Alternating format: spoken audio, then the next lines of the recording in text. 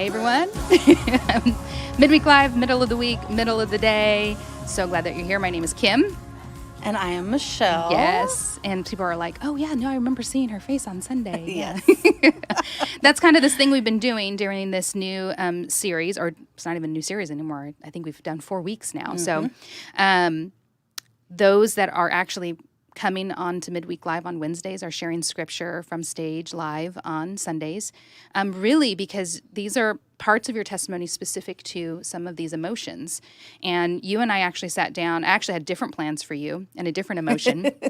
But you and I sat down like, I don't know, how long has it been? Like a month and a half? A month and a half, yeah. And I got a chance to just hear more of your story. And I've known you for a long time, but had never really just sat to just hear, which I just want to encourage you. If you're somebody that just really wants to get to do that, invite somebody to coffee and just listen to their story. Just get a chance to get to know the people around you. That's one of the reasons why we do Midweek Live, but you can also do that in your own world too. So take maybe a coworker out to lunch and just see what their life is about. Lend an ear and just let them go. So as you shared your story, I was like, okay, I feel like I have the wrong emotion for you. let me do some moving things around. And so you're going to share a little bit on that. We're going to kind of dig into your story. But there was a story under the story of Sunday that kind of nobody knew about. And that was that you arrived on Sunday having had your car broken into. Angry. You were emotional. You were sad. You were very sad. Yes. I wouldn't have said angry at the moment. I think just very, very broken over what had happened.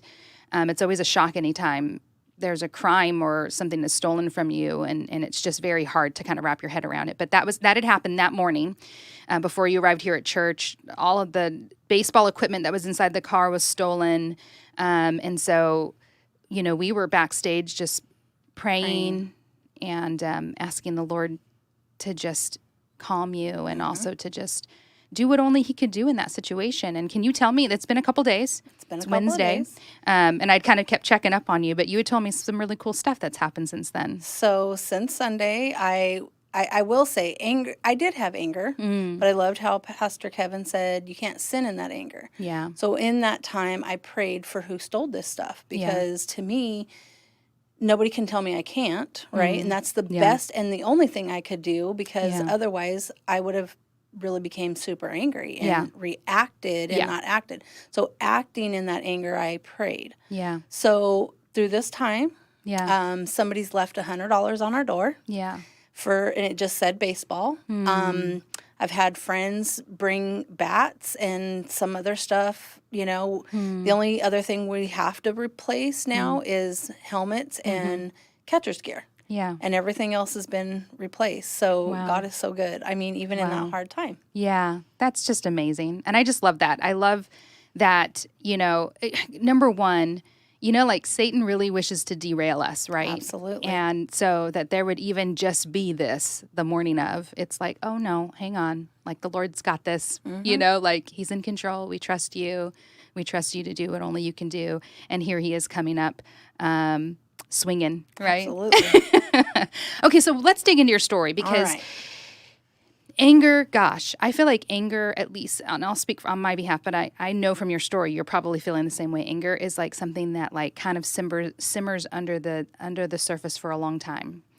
It's like offense after offense after offense after offense. It's like, how your anger feels justified. By the time it's completely outward and you've kind of completely lost control of your anger, you feel fully justified at that moment in time. Yeah. And you can kind of live in that world of being kind of justified for being angry. Oh, definitely. Yeah. Yeah, you can definitely live in that world if you choose to. Yeah. And I did for a long time. Yeah. I chose to live there. Yeah. Because I felt like I had the right to be angry. Yeah.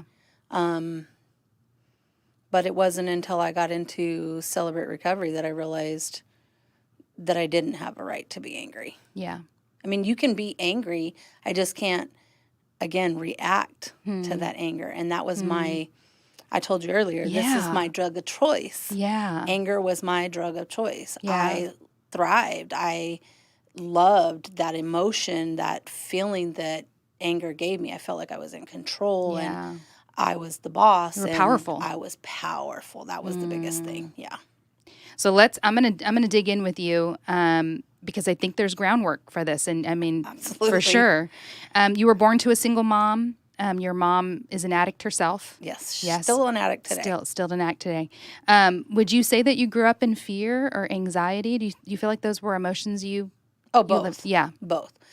Because growing up and your mom's an addict, I would go to school and I would worry all day. Is she going to be alive when I get home? Is she going to be there when I get home? How is she going to react when I get home? Wow. So there was all this stuff, never knowing. I mean, Yeah.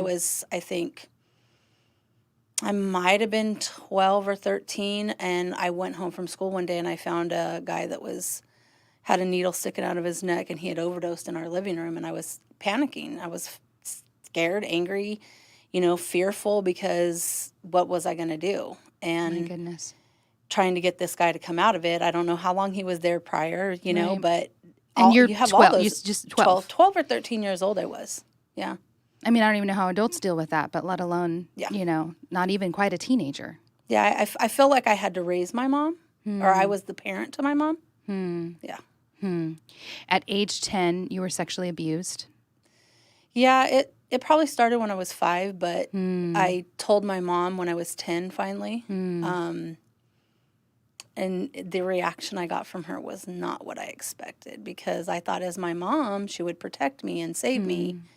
And it was, you don't ever tell anybody that. You don't say this again. This is something you keep to yourself. So as a 10-year-old kid, I can honestly say I was angered, because how do you go to your parent and tell them this and they show you no love or support? Yeah. Yeah. Do you feel like that's the first time you felt anger? Yeah, probably. Okay. Yeah, because then I didn't trust my mom anymore after that. I never felt like she was going to save me or protect me after that. So you actually had hope that she would do those things before that moment? Oh, yeah. Okay. Yeah. You moved out early. I moved out when I was 16. Wow. Yeah. Did you just feel like, and how do you make that decision, 16 years old? How do you make the decision and you're just going to move out? I don't know that I made that decision. I think it was almost pushed, because I'd lived with my aunt from the time I was 14 until I was 16. Okay. And she had several kids of her own, Okay. but we butted heads a lot. I will say she was the one that instilled my work ethics. Okay. She always made me work. She laid the ground for me. But again, school wasn't like a priority in our household. Yeah. So I just quit going to school. I had 2 jobs and moved out on my own. Yeah. And then I found out I was pregnant. Yeah. Yeah. So, And you had mentioned that around this time, so your grandma meant a lot to you. yeah, my grandma was my savior. She was my all in all. Did you feel like in this world where you couldn't trust adults that your grandma was like one that you could? Yeah. Okay. So you find out you're pregnant, and then sometime after that, your grandmother passes away, yeah? My grandmother passed away when I was 4 months pregnant. Okay. Yeah. And I was very mad at God. Yeah. I cursed him. I bargained with him. I threatened him. I did things I shouldn't have done. But at 16, I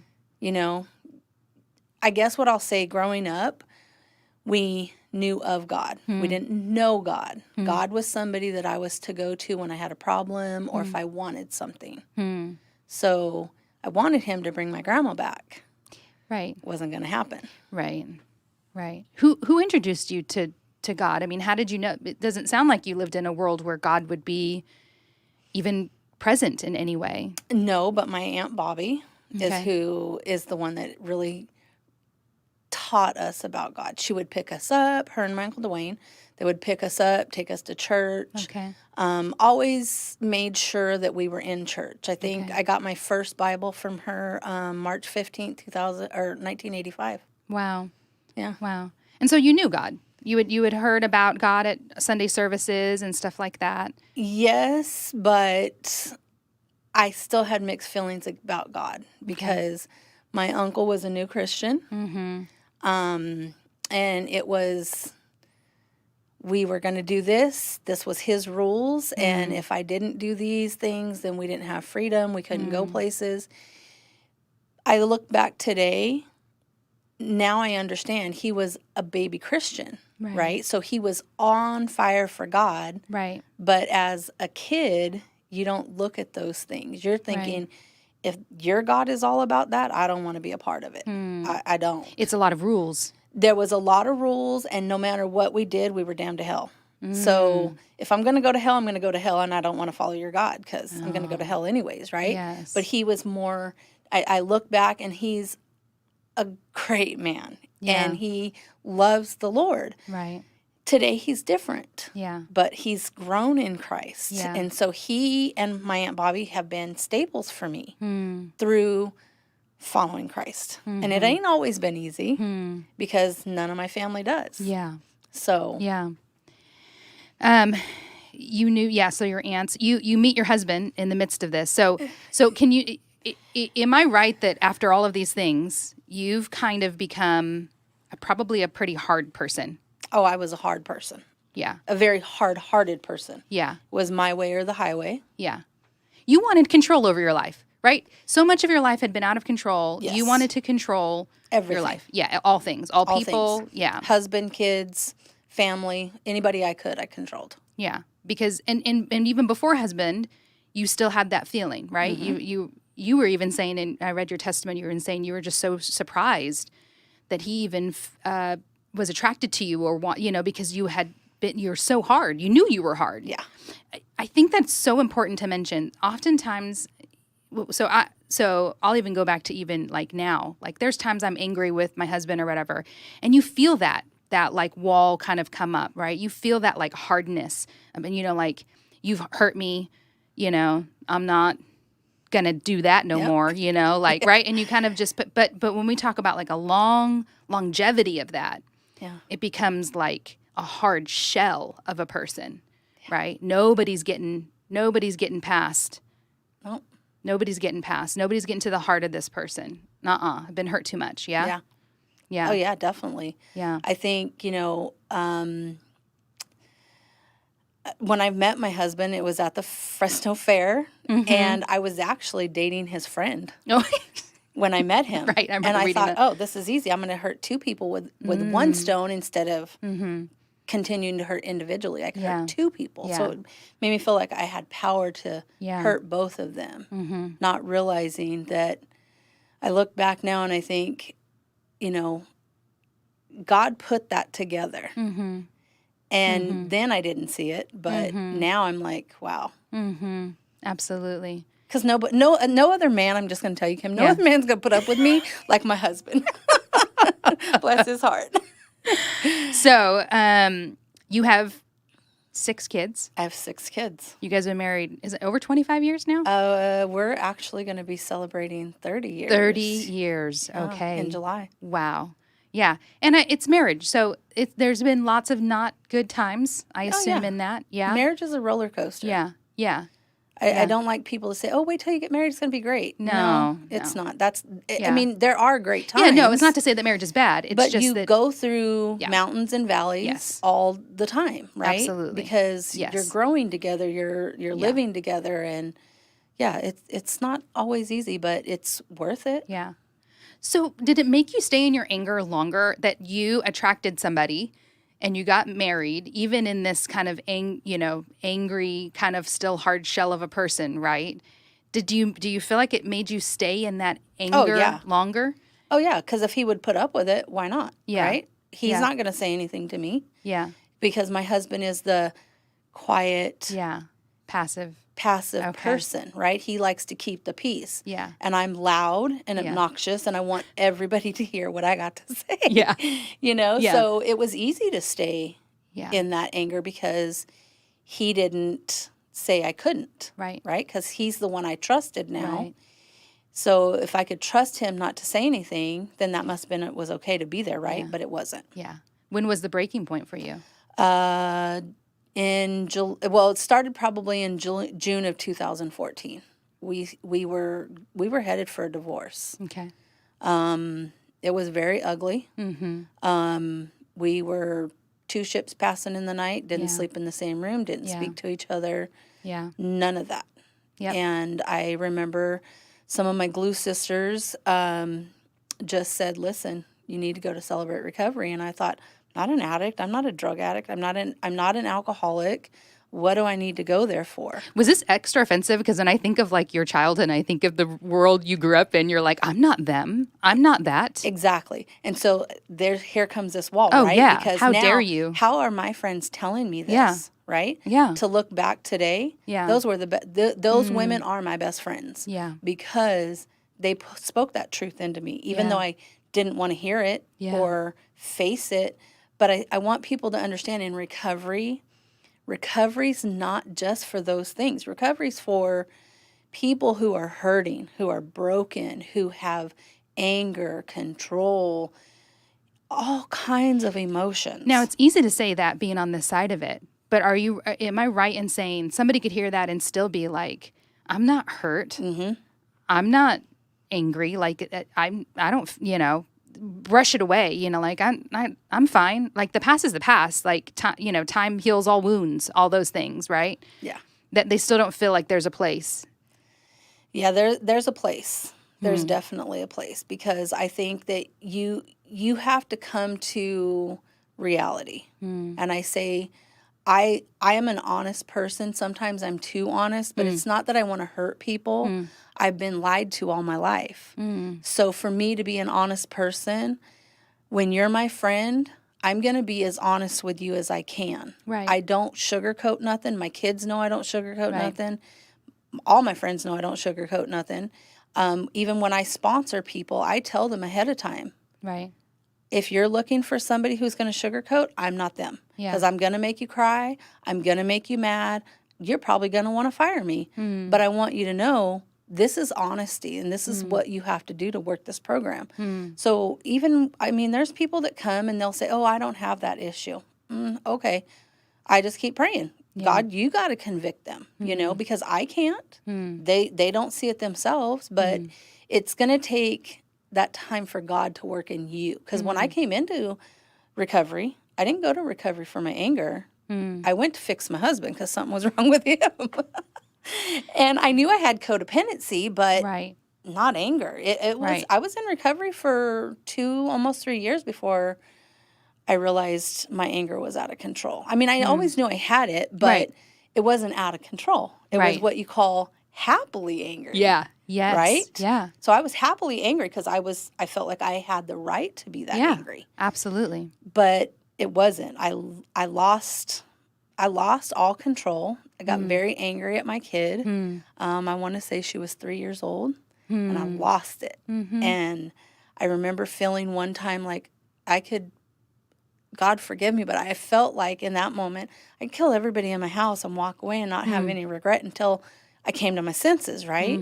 So I shared that with my therapist because I'm in therapy. Yeah. And she said, Michelle, you need to go to anger management. And I thought, okay, I will. But I still didn't. Right. And then I got to a point where I was calling. And I shared You wanted this to get with help. you. Yeah, you wanted to get help. help. Yeah. But you can't call anywhere and say, how many classes can I take? How many can I get into anger management classes? Yeah. Well, how many classes were you court ordered to do?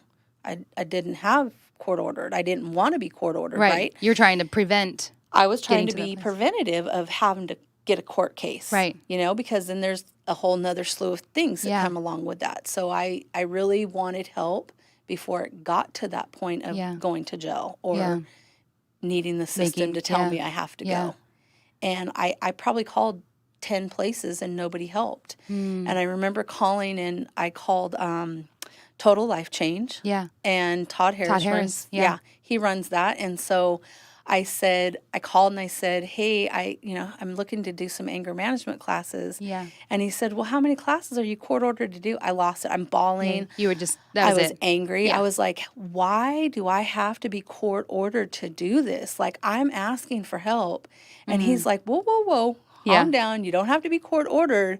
But I'm going to tell you, people don't come on their own for anger. And I was like, oh, well, I need to come. Yeah. And so I did 12 sessions with him. And then, anger was still there. So, of course, I did another 12 sessions. Yeah. Did a third session. Yeah. And it was through that third session that really hit me that there's ways to handle this. You know, you can act or you can react. And I was tired of reacting and I just wanted to act. Yeah. Like, how do I calmly go through this? Because I do believe anger is a healthy emotion, right? We have a right to be angry. Yeah, and the Lord's given it to us Exactly. for sure. When we're injustice or we see things that are injustice, right? So how do we go about that? Like, we can't just push it off, right? We can't say, oh, well, that's their fault. And I did that for a long time. Yeah. I don't feel sorry for them. Yeah, you're the ones with the problem, not me. Yeah. Exactly. So I think it's really, anger was, like I said, it was my drug of choice. And I didn't realize until I got into, at TLC and did the anger management program that I realized I actually thrived on that rush that it gave me. Yeah, we talked about it. Yeah. The fact that you felt powerful and in control, which, again, you lay the story out the way that we have, and it's like, well, yeah, you would imagine that that's the thing you're looking for in life, since so much of your life did not have that structure. Yeah. You believe you're finally taking control and building this structure, and you can control how things are going to be, how people are going to respond, how they're going to act. And if they start getting out of line, you're just going to go ahead and correct them. Yeah, right? easy. So, like, yeah, how did that work for you, Michelle, being at the center of, like, the world? It didn't. It didn't. It pushed my family away. Yeah. It made my kids afraid of me. Yeah. People didn't want to be at my siblings. Well, I only really speak to one of my siblings, but she didn't even come. She wouldn't come to my house because I was a ball of anger. Like, I would just, like, how do you say? Ticking time bomb. There you go. Yeah. And I was like that pressure cooker. Yeah. The lid any would moment. fly off at any time. Any moment. It could Any just moment. And nobody wanted to be around me. Yeah.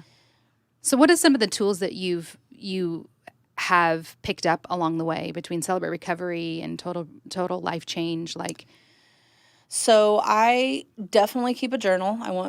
Journaling is super important because when you write, when I'm writing, I just throw it all out there. It doesn't have to be correct. It doesn't have to be spelling correct. It doesn't have to be any of that. It's mine, right? Right.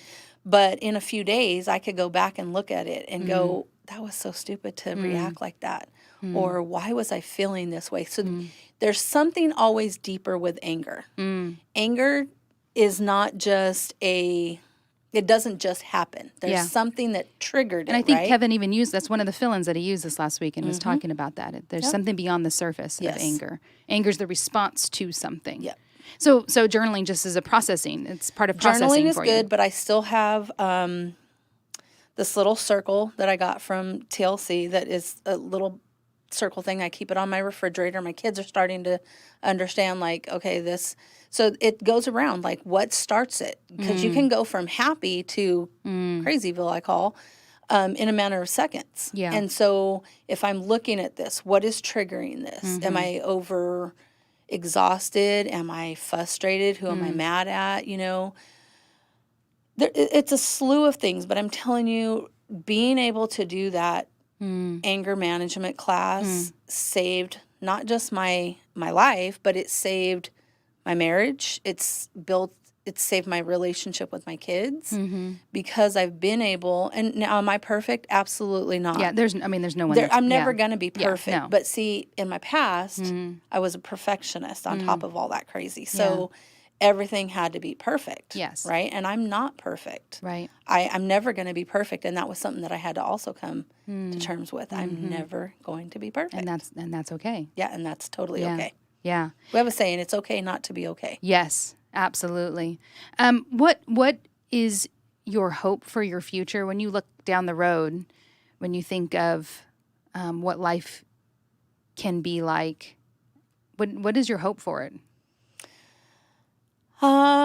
Probably to be able to share what God has done for me and how He's healing this. You can't do this by yourself.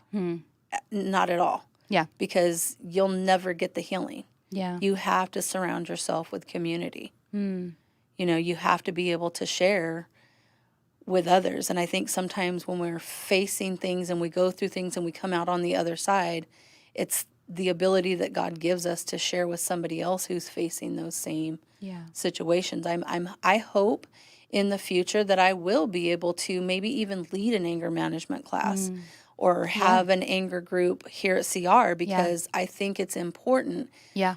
A lot of people think anger is a man issue. It's not. Women are very angry. Yeah. Oh, well, I mean, I even shared with you my first reason for going to Celebrate Recovery years ago was because that was exactly it. I had lost it. I had lost my cool with my kindergartner at the time. Of course, he's not a kindergartner anymore. He's in his 20s. And I just knew that was not, this is not me. Yeah. This is not normal. This is certainly not healthy. I gotta do something. I gotta figure something out because something's wrong. Something's really wrong. What would you tell someone who is, I'll use your words, happily angry, but hurting? Because I know what you mean by happily angry. It's the idea of no, again, I'm justified with this. I'm totally fine with being angry because I have every reason to be angry. So what would you tell somebody who's kind of that hard shell, who's kind of, maybe they haven't experienced your exact life, but they're in that same place? One of the things I like to say is when we hold that anger, you're pretty much letting whatever's got you angry live rent-free in your head. So they're living there, and it's just a continuous cycle. You replay. Yeah. Right? If you want to get out of that, the only way you can get out of that is to admit that you're angry.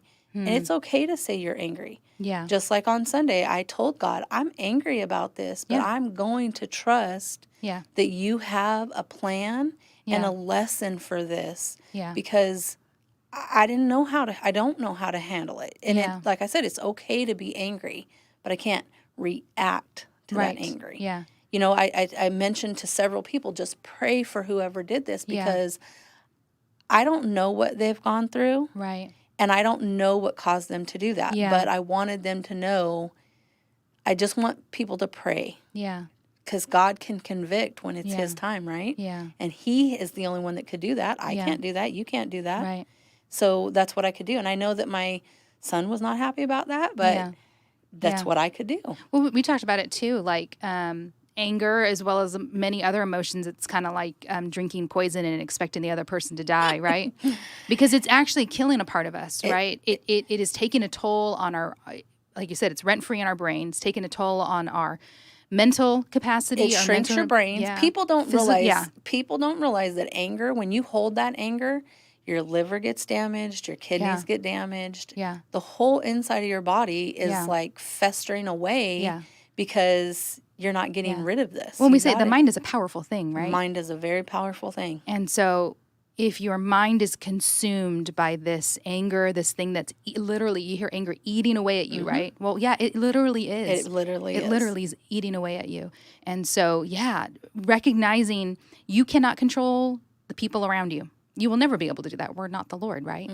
But we can work on ourselves. We can draw a circle, right? And be in the center of that and say, I got to work on only the thing that I can work on, and that's me.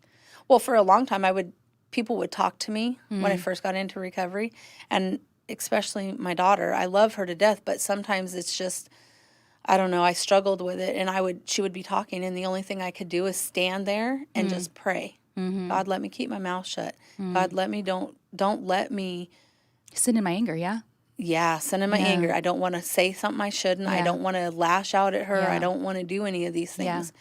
And that was very hard for me. Yeah. I love Ephesians, I think it's 4:6-10, where God talks about putting on your armor every day. You got to put your armor on every day to be walking this, because if you don't, it's quick. Yeah. You can fall back into that, I'm going to do it this way. Oh, yeah. You know, so I tell people I get up every day at 4:30, not because I have to, because I don't have to get my kids up until 6 o'clock. Yeah. But it's because I want that time with the Lord. Yeah. Because to me, if I'm not putting Him first, my whole day's shot. I'm just going to be honest. Yeah. And then I feel bad, and I have to make, amends to people that I don't like. I'm not good at making amends. Yeah. So I try not to. A lot of people have a hard time with that because definitely. It means that you have to admit that you've done something wrong to somebody else. A lot of people have a hard time with that, especially people that have lived with anger. Oh, yeah. Because it's like you're taking away some of your power. Yeah. Right? I'm giving my power away. Yeah, exactly. So it's like, I don't want to do that. I've worked really hard to get this. Yeah. We're so messed up. As human beings, we're so messed up. One of my final questions to you is, do you have a favorite verse that's just been life-giving to you? I'm sure there's lots. There is a lot. There really is a lot. I loved how Shane said a couple of weeks ago, he has more question marks in his Bible now than he did when he first started. Yes. And I agree with that, because now that I say you have to know the Lord, not know of the Lord, right? So when I have hard times and I'm mad or I'm upset about a situation, I have to continue to go to God and ask why. Yeah. It's okay. I think growing up, one of the things one of my aunts said was, you're not supposed to question God. And I always thought, why? If he's supposed to be everything he is, then why can't I question him? Yeah. Why can't I ask him these questions, right? Yeah. But one of my one that's really been close to me lately is Psalms 138:8. It says, "The Lord will work out his plan for my life. For your faithful love, O Lord, endures forever. Do not abandon me, for you made me." So I've been staying close to that. And, I sometimes think that in life we feel abandoned by God. But it goes back to one of my other scriptures that I really like, that when we don't feel God close, or we feel God is saying no, it's not that. It's he has a time and he has a plan. I think I shared a little bit about this with you. I've had resentment and anger. I've held a lot of resentment to my mother, and I've never forgiven her. March of last year, I forgave my mom, and I finally told God, can't do this anymore. She has to be yours. And a few days, not even a week later, I found out that I have a different dad than who I grew up with. Yeah. And I think that was all God's timing. I was blocking a blessing from God because I wasn't being obedient to what he had asked me to do years ago. Right. But I didn't. Right. Because, that anger made me feel like I have a right to be angry at her. Yeah. So, and I say this, how could I easily forget my perpetrator? Yeah. But I couldn't forgive my mother. Yeah. Because you think she's my mother. I need to forgive her first. Yeah. I didn't. Yeah. Well, and again, like we said, the mind is a powerful thing, right? And, pain, it runs deep. Some certain ones run really, really deep. Well, I shared with you, generations go back. Yeah.